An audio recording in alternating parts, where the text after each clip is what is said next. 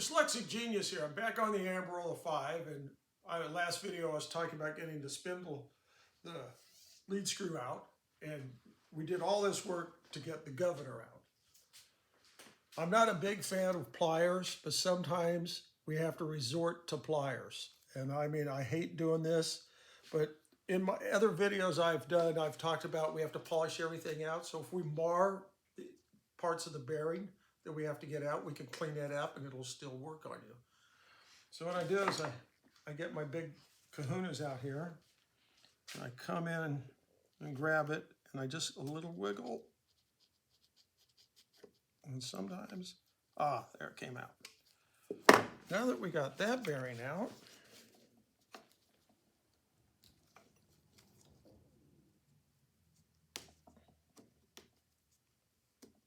that bearing comes out, and this comes out. This just lifted out? This just lifts out. Now, this is brass. We have to protect this gear. So we'll just take one of these dirty shop towels, and we're going to wrap this thing up too, because we don't want to hurt any brass gears. Now that we have all that work done, this is still stuck. I'm going to try the same process. You're just going to grab it here. Yeah, it slid out. See how that comes out?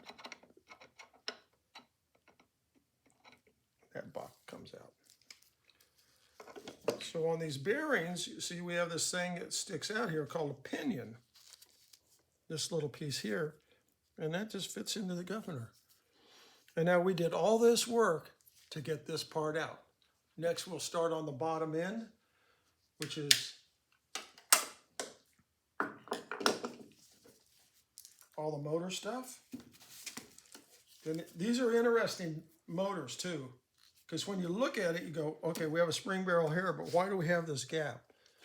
Nothing's written down, but I think Edison at one time was thinking, we could put 2 spring barrels in here, and this would have been an oh my God moment, because then you would have a 2 spring barrel Amberola V, which would have been glorious. But I think, probably money, and Edison was a little cheap on the side there sometimes. But I'm going to show you how to do it. It runs in bronze bearings, and this will be fun. And that's my tip for the day.